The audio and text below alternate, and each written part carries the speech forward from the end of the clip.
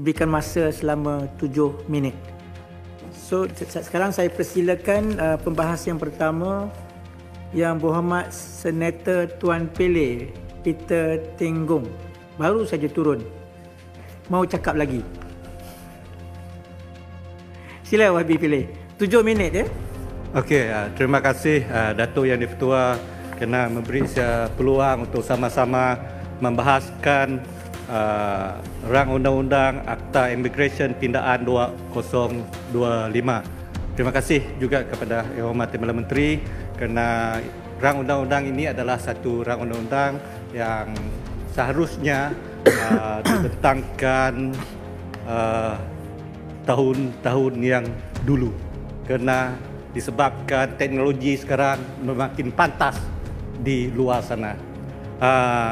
Dato' Yang di-Pertua, seperti yang dibentangkan dan diperjelaskan oleh Yang Berhormat Timbalan Menteri, secara kesimpulannya, rang undang-undang Immigration Pindaan 2025 ini bertujuan menyesuaikan sistem immigration negara dengan cabaran keselamatan moden, peningkatan mobiliti global serta keperluan penggunaan teknologi terkini dalam kawalan sempadan.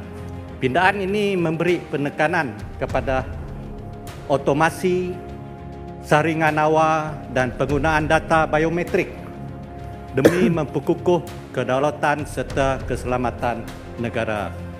Antara intipati utama RUU ini ialah pengenalan Seksyen 22A memberi kuasa perundangan kepada penggunaan sistem automatik dalam pemeriksaan immigration, pindaan Seksyen 24 dan 26 berkenaan dengan pemeriksaan immigration tidak lagi terhad kepada pegawai secara manual tetapi boleh dijalankan melalui sistem otomasi dan penggunaan sistem otomasi biometrik di mana pengembara diwajibkan menyerahkan pengecam pribadi dan data biometrik.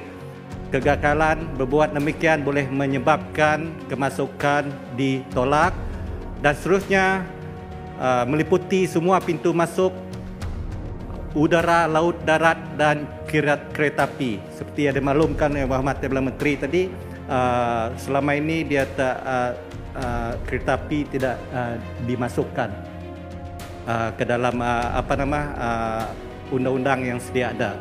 Dan seterusnya berkenaan dengan Advanced Passenger Screening System, saringan awal sehingga 72 jam sebelum ketibaan bagi mengenal pasti risiko keselamatan.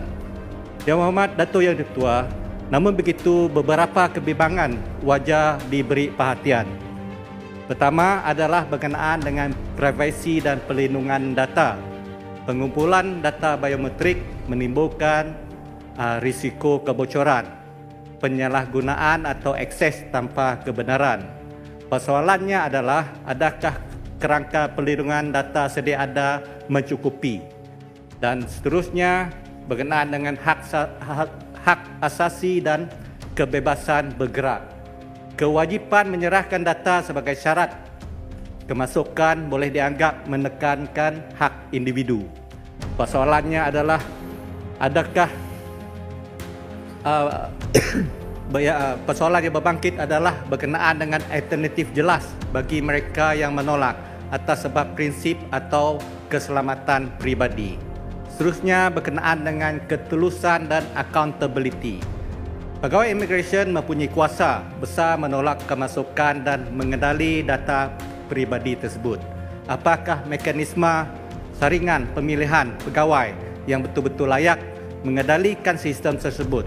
Mekanisme rayuan, semakan bebas dan pemantauan masih tidak diperincikan dengan jelas. Yang Berhormat Dato' Yang di-Pertua, RUU ini mempunyai potensi besar untuk memodernkan sistem immigration negara. Dengan itu saya mohon menyokong. Sekian, terima kasih.